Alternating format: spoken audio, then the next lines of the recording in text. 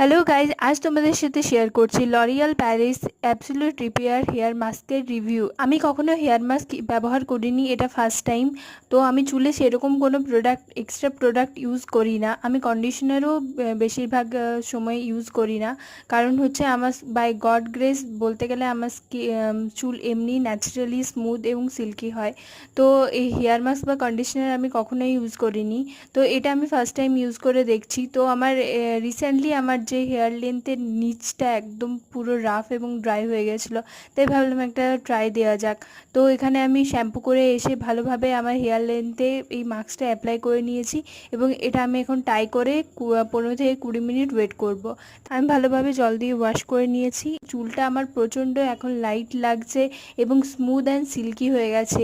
যে নিচে যে ড্রাইনেস এবং রাফনেসটা ছিল সেটা সম্পূর্ণই চলে গেছে। হেয়ার মাস্কটা খুবই দারুণ এবং অবশ্যই তোমরা এটা ট্রাই করতে পারো।